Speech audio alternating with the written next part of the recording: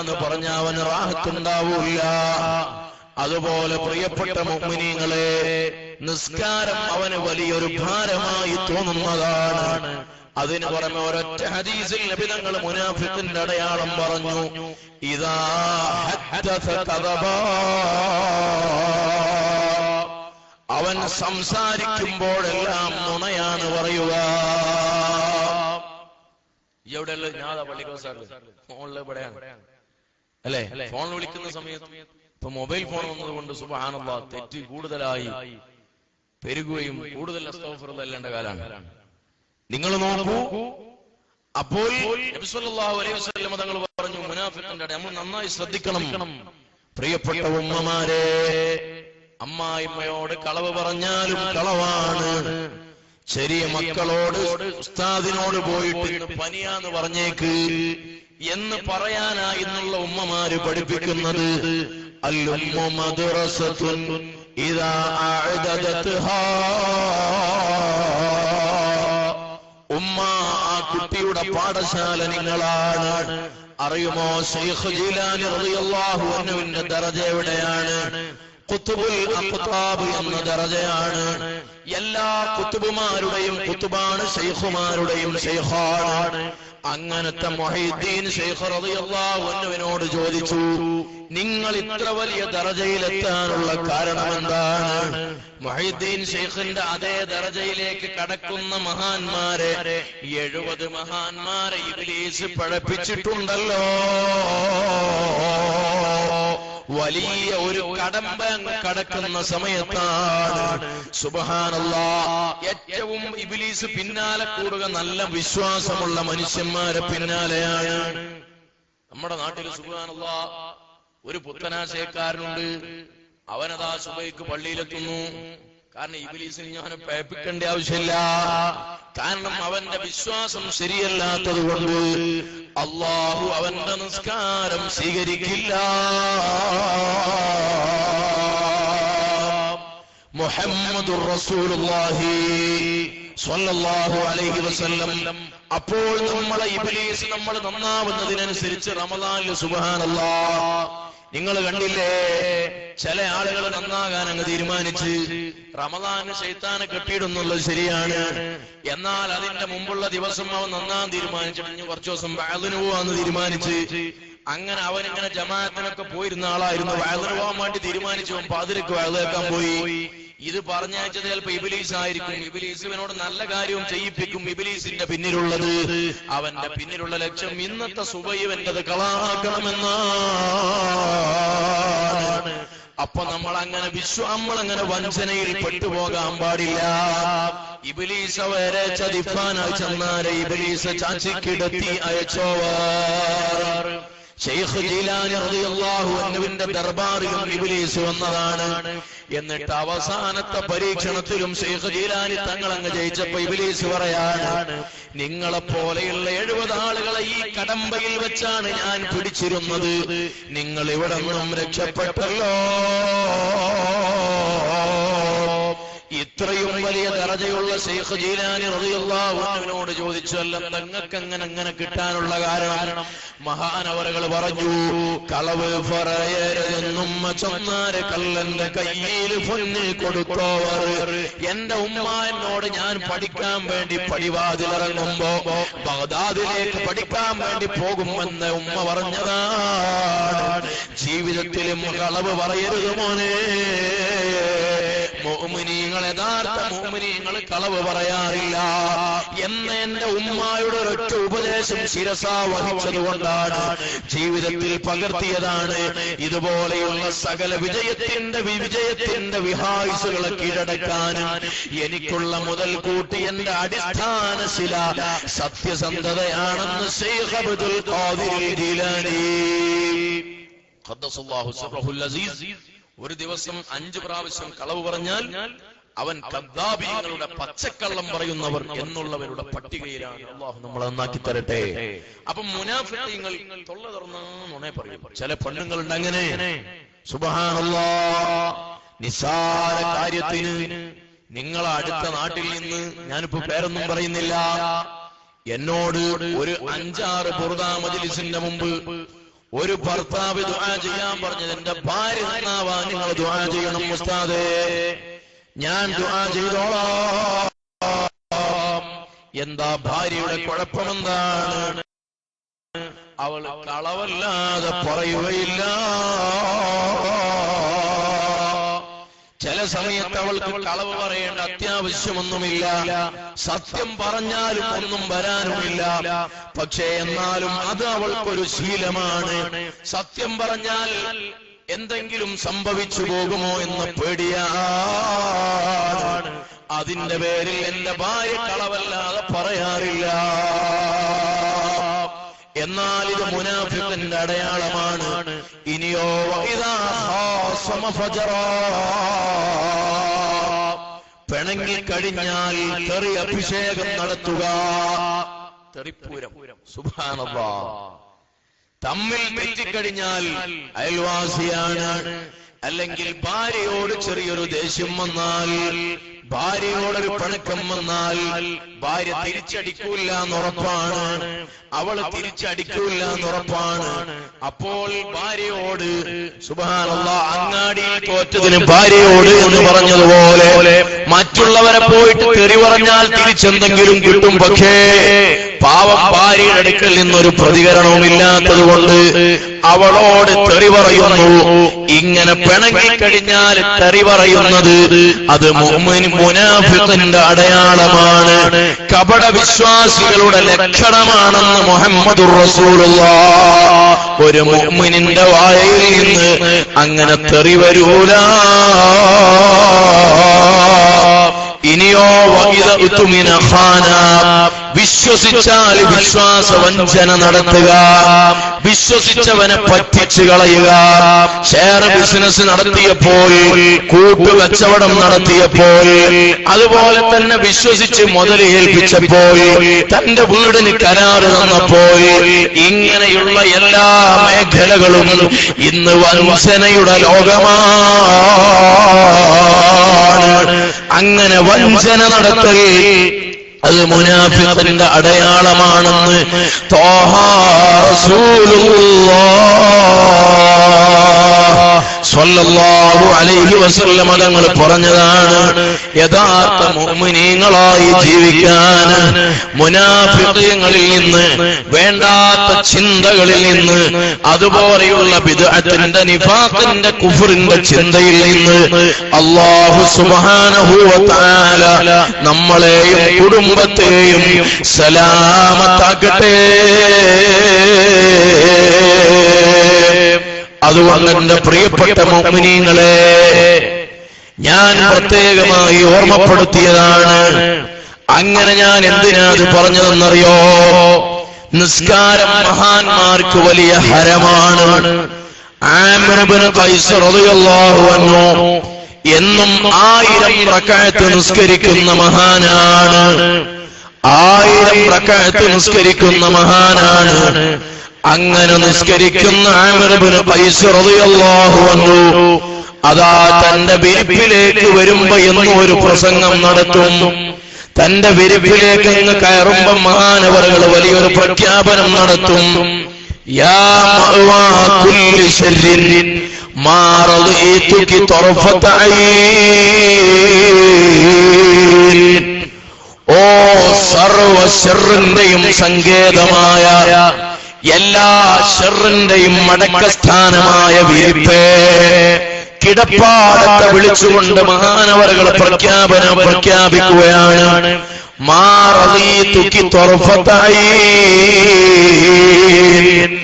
എനിക്ക് നിന്നോട് ഒരു ഇഷ്ടവുമില്ല, എനിക്ക് നിന്നോട് ഒരു പൊരുത്തവുമില്ല, എനിക്ക് ഞാൻ ഇന്ന ഒരു നിലക്കും ഞാൻ ഇഷ്ടപ്പെടുന്നില്ല എന്ന് പറഞ്ഞു അല്പസമയം ശരീരത്തോടുള്ള ബാധ്യത തീർക്കാൻ വേണ്ടി ഉറങ്ങുകയും ബാക്കിയുള്ള സമയം മുഴുവൻ അല്ലാഹുവിന്റെ മുമ്പിൽ ഇബാദത്ത് ചെയ്ത മഹാനാണ് മഹാനായ ആമിർ ഇബ്നു ഖൈസ് റളിയല്ലാഹു അൻഹു.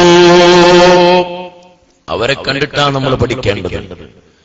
അങ്ങനെയുള്ള ആമിർ ഇബ്നു ഖൈസ് റളിയല്ലാഹു അൻഹു സുബ്ഹാനല്ലാഹ് സക്രാത്തിന്റെ ഹാലിൽ, മരണാസന്നമായ അവസ്ഥയിൽ മഹാനവറുകൾ കടക്കുമ്പോൾ വലിയ കരച്ചിലാണ്.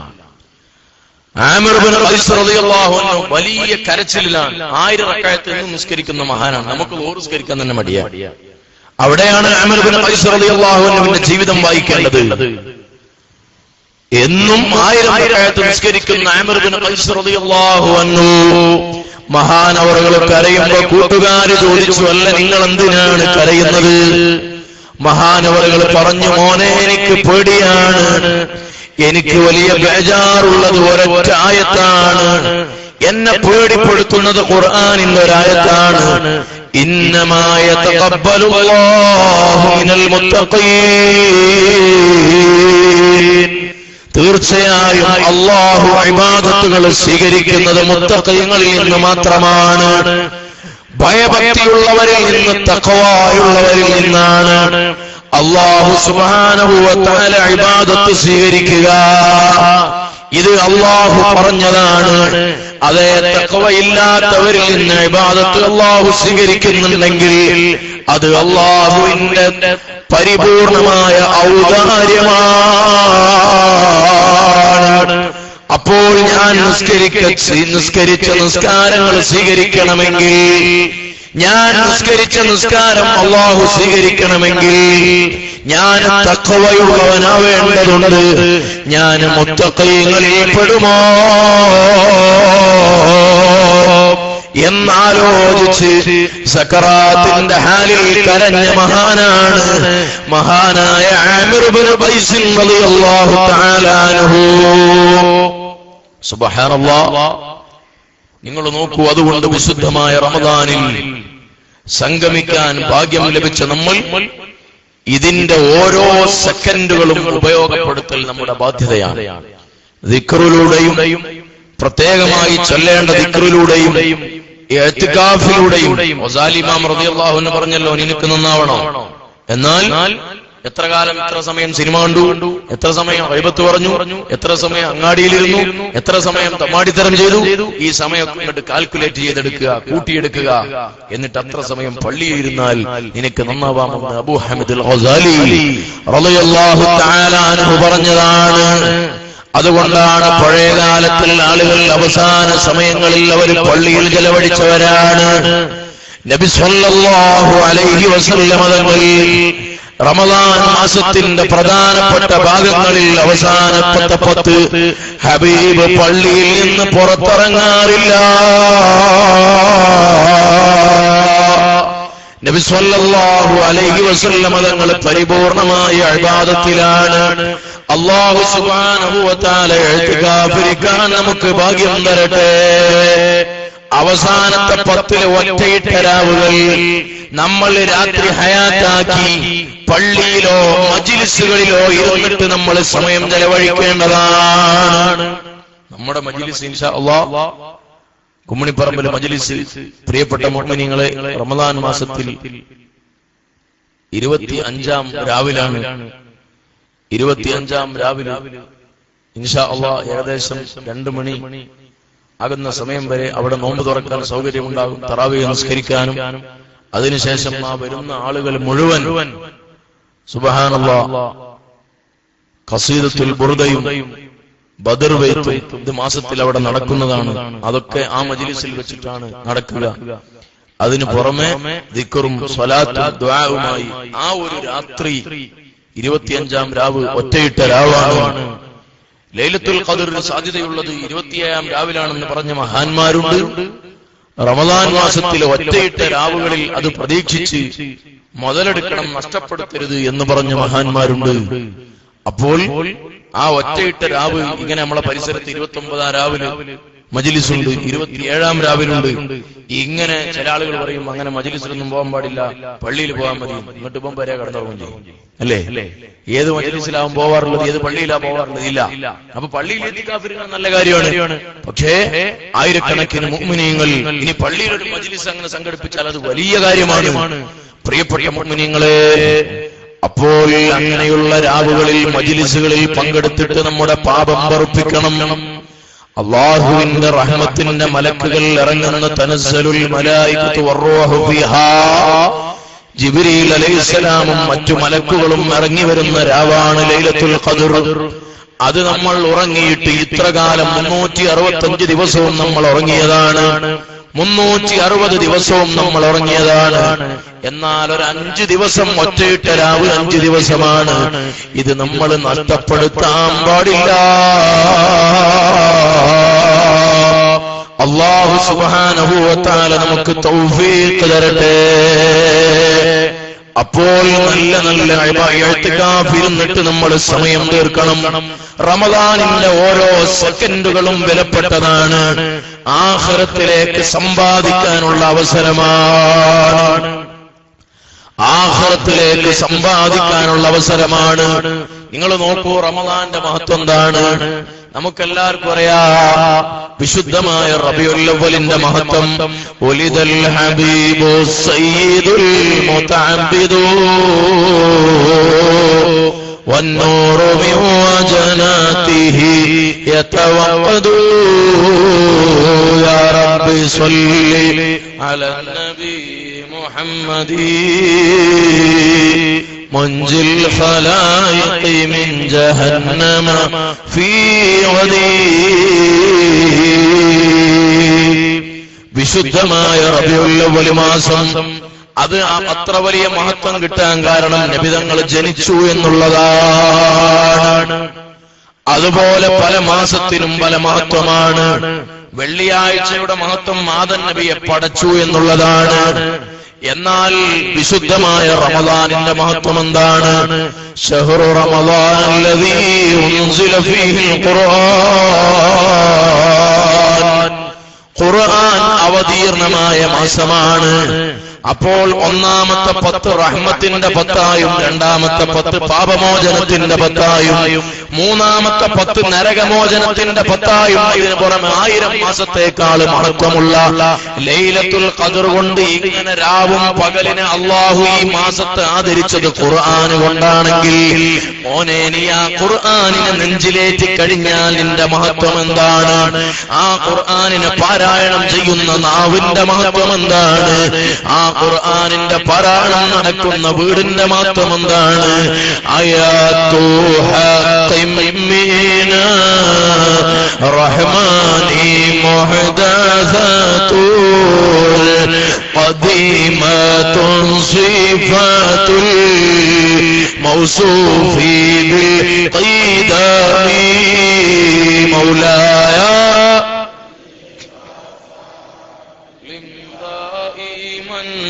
أبدا على حبيبك خير الخلق كلهم.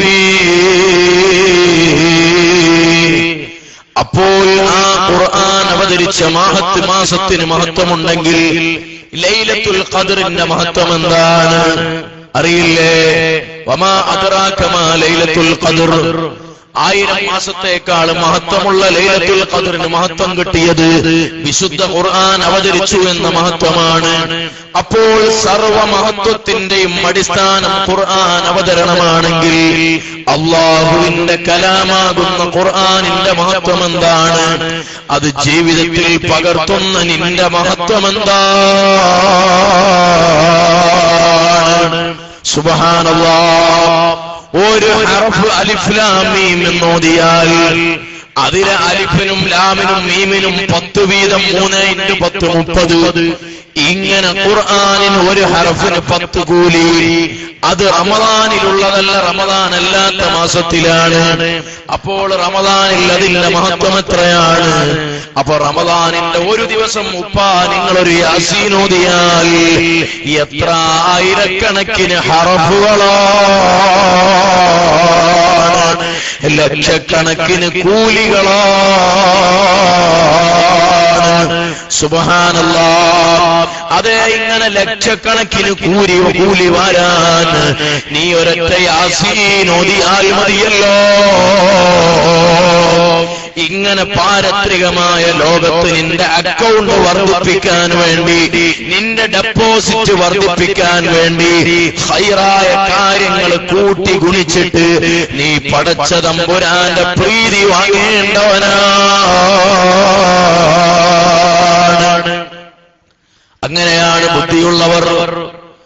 അവര് വിശുദ്ധ ഖുർആനിന്റെ മാസത്തിൽ ഖുർആനിനെ പാരായണം ചെയ്യുന്നവരാണ്. വിശുദ്ധ ഖുർആനിന്റെ മാസത്തിൽ ഖുർആനിനോടുള്ള കടപ്പാട് തീർക്കുന്നവരാണ്.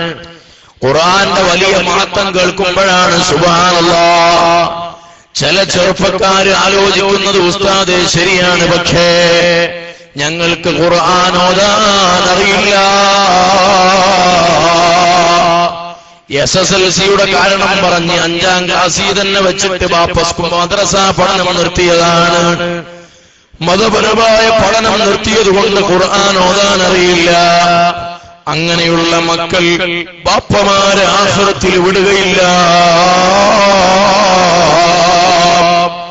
ഏതോ ആവട്ടെ, അങ്ങനെ ഖുർആൻ ഓതാൻ ഒരു പേജ് പോലും ഓതാൻ അറിയില്ലെങ്കിൽ ഖുർആൻ ഓതാൻ അറിയിക്കുന്നവർക്ക് ഖത്മ തീർക്കാൻ എന്തെളുപ്പമാണ്. റമദാനിലെ 1ാമത്തെ ളുഹർ നിസ്കാരത്തിന്റെ മുമ്പ്, അതിന്റെ മുമ്പ് തന്നെ ഒരു റമദാനിന്റെ ളുഹർ നിസ്കാരത്തിന്റെ മുമ്പ് ഒരു പേജ് ഖുർആൻ ഓതുക, 2 പേജ്. അങ്ങനെ ആ ളുഹറിന്റെ ശേഷം ഒരു 2 പേജ് ഓതുക. അസറിന്റെ മുമ്പ് 2 പേജ് ഓതുക, അസറിന്റെ ശേഷവും 2 പേജ് ഓതുക.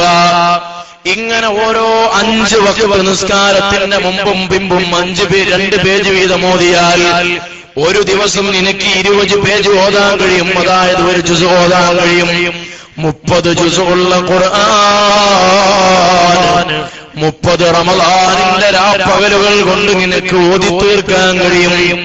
2 ഖത്മ തീർക്കാൻ ഉദ്ദേശിക്കുന്നവർക്ക് ഓരോ വക്തിലും മുമ്പും പിമ്പുമായി 4 പേജ് ഓതിയാൽ മതി. ഖുർആൻ ഖത്മ തീർക്കാൻ ബുദ്ധിയുള്ളവനും അത് ഓത്തറിയുന്നവനും ഉദ്ദേശിക്കുന്നവനും യാതൊരു പ്രയാസവുമില്ല. ഇനി ഓതാൻ അറിയില്ലെങ്കിലോ? കണ്ടില്ലേ ചില ആളുകൾ, സുബ്ഹാനല്ലാഹ്, അവർ എപ്പോഴും സ്വലാത്ത് ചൊല്ലുന്നവരാണ്. അങ്ങനെ സ്വലാത്തിൽ ലഹരി കിട്ടിയവർ, അവര് റമദാനിലും അല്ലാത്തവരും എല്ലാത്തപ്പോഴും സ്വലാത്ത് ചൊല്ലി കോടിക്കണക്കിന് സ്വലാത്തുകൾ ചൊല്ലിയിട്ട് മുത്തുനബിയുടെ പൊരുത്തം വാങ്ങിയവരാണ്. അവന്റെ ഖബറിലും അവന്റെ മഹ്ശറിലും അവന് രക്ഷയുടെ വലിയ കവചമാണ് അസ്സലാത്തു അലാ റസൂലില്ലാഹ്. നബി സല്ലല്ലാഹു അലൈഹി വസല്ലമ തങ്ങളുടെ പേരിലുള്ള സ്വലാത്ത്. എന്നാൽ ചില ആളുകൾ സുബ്ഹാനല്ലാഹ് അവര് ദിക്റിൽ ഹരം കണ്ടവരാണ്, ദിക്റിന്റെ മത്ത് കിട്ടിയവരാണ്. അതുകൊണ്ട് എപ്പോഴും അവര് ദിക്ർ ചൊല്ലി നടക്കുന്നവരാണ്. എന്നാൽ ചില ആളുകൾ നബി സല്ലല്ലാഹു അലൈഹി വസല്ലമ തങ്ങളുടെ ബുർദയിലാണ്. അവരെപ്പോഴും ബുർദ ചൊല്ലുന്നവരാണ്, ദിവസവും ബുർദ ഖത്മ തീർക്കുന്നവരാണ്. അല്ലെങ്കിൽ 2 ദിവസം കൊണ്ട് ഖത്മ തീർക്കുന്നവരാണ്. 10 ഭാഗമുള്ള ബുർദയെ 10 ദിവസം കൊണ്ട് ഖത്മ തീർക്കുന്നവരാണ്. ഇങ്ങനെ വിശുദ്ധമായ പരിശുദ്ധമായ ബുർദത്തു ശരീഫ, അത് ഇങ്ങനെ അത് ഓതി ഓതി ഓതി ബുർദ ചൊല്ലി ചൊല്ലി ഹബീബിനെ കാണാനും ഹബീബിന്റെ പൊരുത്തം വാങ്ങാനും സൗഭാഗ്യം ലഭിച്ച ഭാഗ്യവാന്മാർ. എന്നാൽ ചില സ്വഹാബാക്കൾ സൂറത്തുൽ ഇഖ്ലാസിന്റെ ആളുകളാണ്. അവരെപ്പോഴും ഖുൽ ഹുവല്ലാഹു ഓതുന്നവരാണ്. മഹാനായ മുആവിയത്ത് ഇബ്നു മുആവിയ തങ്ങൾ അങ്ങനെയാണ്, എപ്പോഴും സൂറത്തുൽ ഇഖ്ലാസ് ഓതുന്ന ആളാണ്. അത് കാരണം മഹാനവറുകളെ ജനാസ നിസ്കരിക്കാൻ അങ്ങ് തബൂക്കിൽ 1000കണക്കിന് മൈലുകൾക്കപ്പുറത്തുള്ള നബി സല്ലല്ലാഹു അലൈഹി വസല്ലമ തങ്ങളെ സ്വഹാബിയാണ്. നബി തങ്ങൾ തബൂക്കിന്റെ യുദ്ധത്തിന്റെ വക്കിലാണ്. അവിടെ ചെന്ന് ജിബ്രീൽ അലൈഹിസ്സലാം തിരിച്ചു കൊണ്ടുവന്ന് നബി തങ്ങളോട് മയ്യത്ത് നിസ്കരിക്കാൻ മുആവിയത്ത് ഇബ്നു മുആവിയ തങ്ങളെ മയ്യത്ത് നിസ്കരിക്കാൻ പറയാനുള്ള കാരണം മുആവിയത്ത് ഇബ്നു മുആവിയ തങ്ങൾ എപ്പോഴും സൂറത്തുൽ ഇഖ്ലാസ് ഓതുന്നവരാണ്. അപ്പോൾ ഖുർആനിന്റെ 1/3 ഭാഗമാണ് സൂറത്തുൽ ഇഖ്ലാസ്. ആ സൂറത്തുൽ ഇഖ്ലാസ് എപ്പോഴും ഓതുക.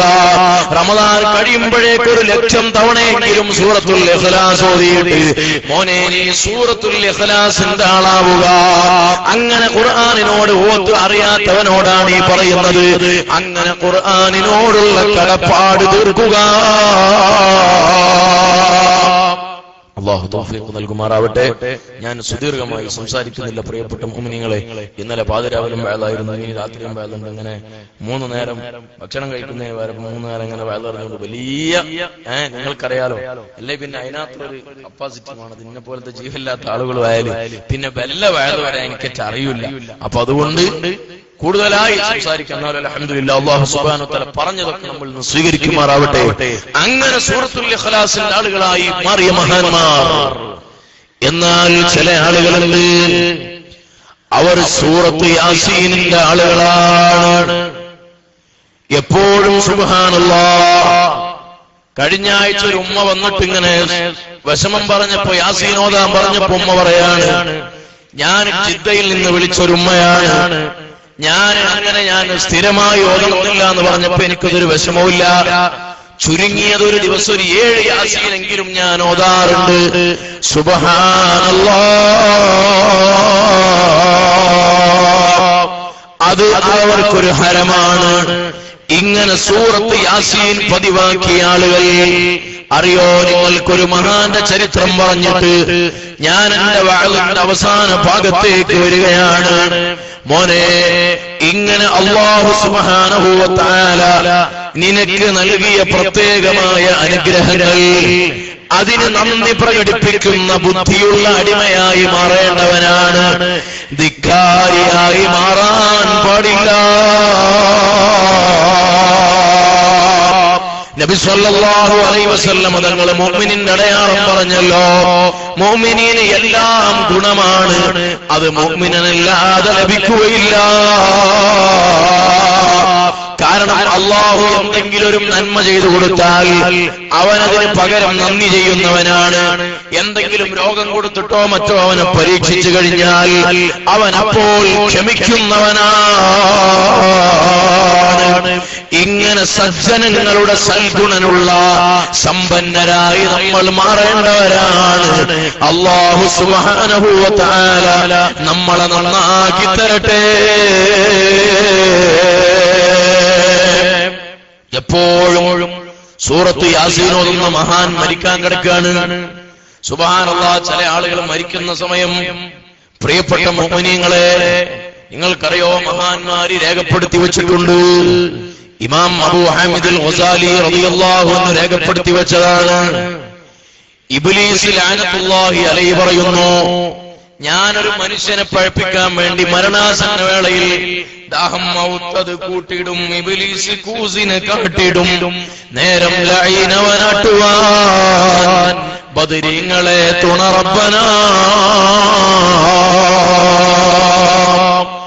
അതേ ഇബ്ലീസ് ലഅനത്തുല്ലാഹി അലൈഹി മരണാസന്നമായ വേളയിൽ വരും. അങ്ങനെ വരുന്ന സമയത്ത് ഒരു പക്ഷേ ഇബ്ലീസ് വരുന്നത് ഉമ്മാന്റെ കോലത്തിലാണ്.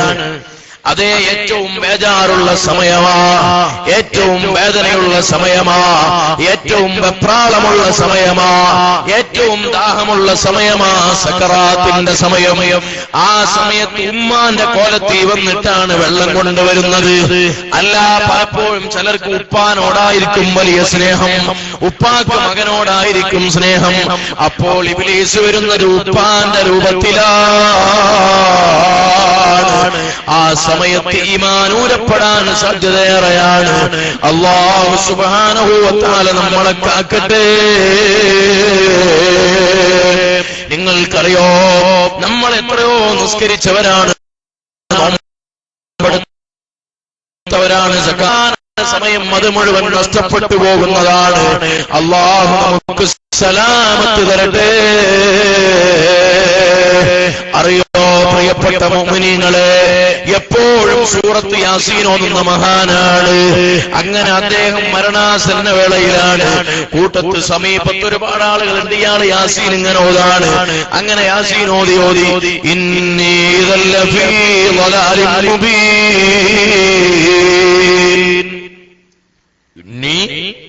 തീർച്ചയായും ഞാൻ ഈ സമയത്ത് ഞാൻ ഫീ ളലാലിൻ മുബീൻ, വ്യക്തമായ വഴികേടിലാണ്. ഞാൻ ആകെ കഴിച്ചു പോയിട്ടുണ്ട്. ആയത്തിന്റെ മുമ്പുണ്ട്, അതൊരു പ്രത്യേകമായ പശ്ചാത്തലമാണ്. ഏതായാലും ഞാൻ വ്യക്തമായ വഴികേടിലാന്ന് പറഞ്ഞിട്ട് ഇയാളങ്ങ് കണ്ണടച്ചുപോയി. എപ്പോഴും യാസീൻ ഓതുന്ന മഹാൻ.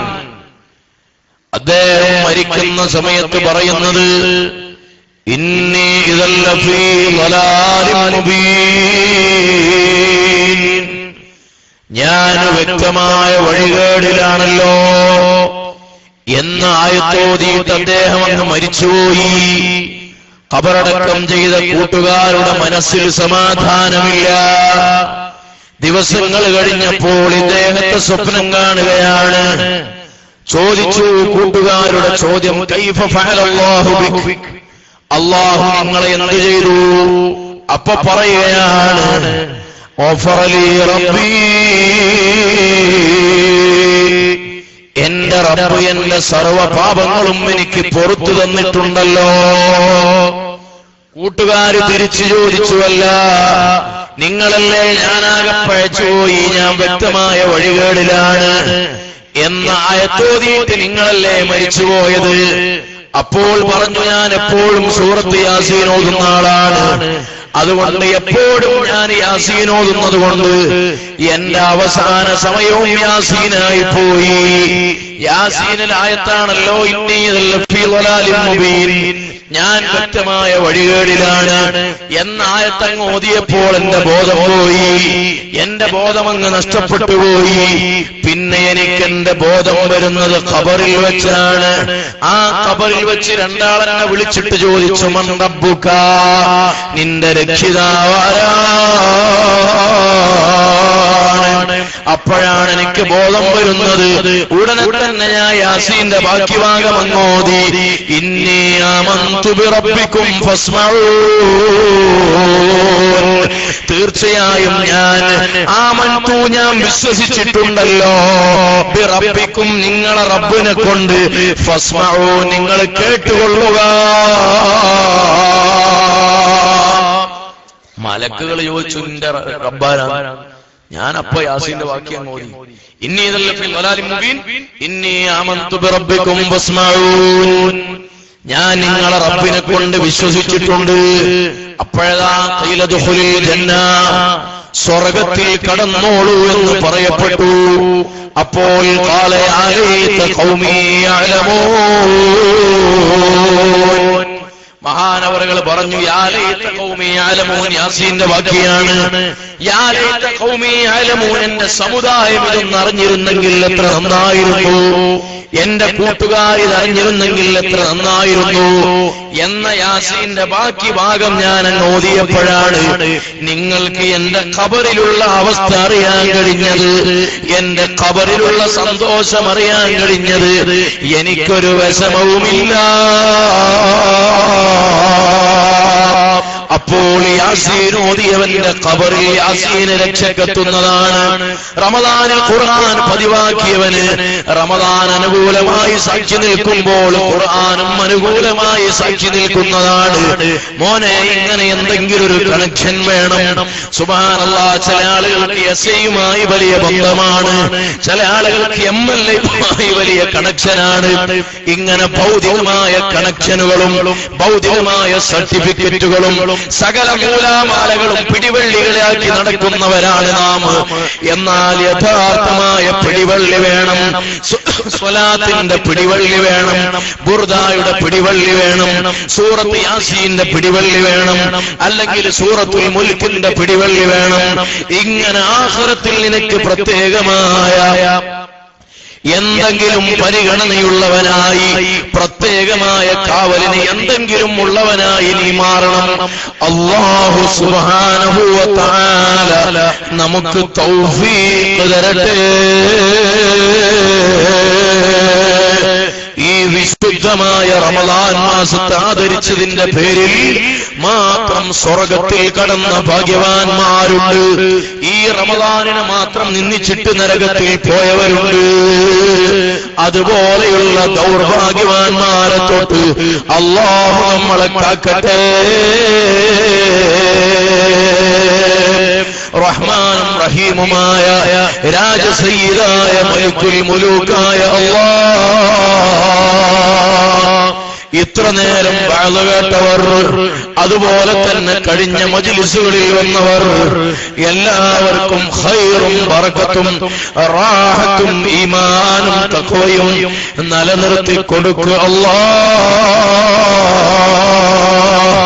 ഞങ്ങളെ എല്ലാവരെയും എല്ലാവിധ ആഫത്ത് മുസീബത്ത് ബലാ സിഹ്ർ ഐനിൽ നിന്ന് നീ സലാമത്ത് നൽകുക അല്ലാഹ്.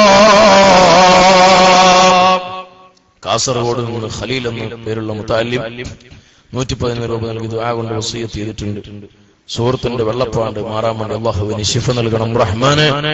അതുപോലെ ഗൾഫിൽ നിന്നൊരു സഹോദരൻ ഭാര്യയുടെ അസുഖം മാറാൻ അല്ലാഹുവിന് ശിഫയാക്കി കൊടുക്കണം റഹ്മാനെ. ഓൺലൈനിൽ അല്ലാഹുവേ അവർക്ക് നീ ബറക്കത്ത് നൽകണം റഹ്മാനെ. പ്രിയപ്പെട്ട മുഅ്മിനീങ്ങൾ, അങ്ങനെ ധാരാളം ആളുകൾ ദുആ കൊണ്ട് വസിയത്ത് ചെയ്തിട്ടുണ്ട്. പ്രത്യേകിച്ച് നമ്മുടെ ഈ കവറിൽ ഇന്നലെ കൊടുത്തപ്പോൾ, കഴിഞ്ഞ ദിവസം കൊടുത്തപ്പോൾ അതിന്ന് ഏൽപ്പിച്ച സഹോദര സഹോദരിമാർ, അവർക്ക് അല്ലാഹു ബറക്കത്ത് ചെയ്യുമാറാവട്ടെ, അവർക്ക് അല്ലാഹു റാഹത്ത് നൽകുമാറാവട്ടെ, എല്ലാ വിഷമങ്ങളെ തൊട്ടും അല്ലാഹു സലാമത്ത് നൽകുമാറാവട്ടെ.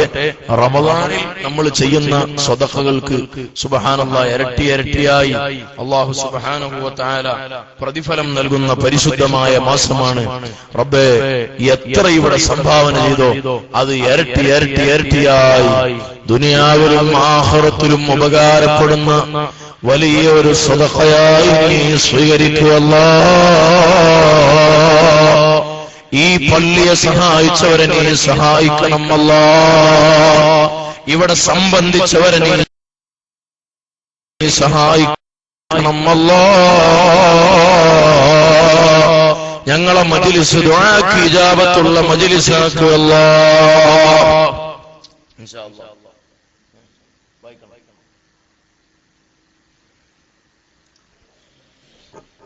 11 വർഷമായി വിവാഹം കഴിഞ്ഞ് കുട്ടികളില്ല. വിഷമത്തിലാണ്. പ്രത്യേകം ദുആ ചെയ്യാൻ വസിയ്യത്ത് ചെയ്യുന്നു. മരിച്ചുപോയ മോന്റെ പേരിൽ പ്രത്യേകം ദുആ ചെയ്യാൻ, വീടുണ്ടാകാനും പ്രത്യേകം ദുആ ചെയ്യാൻ.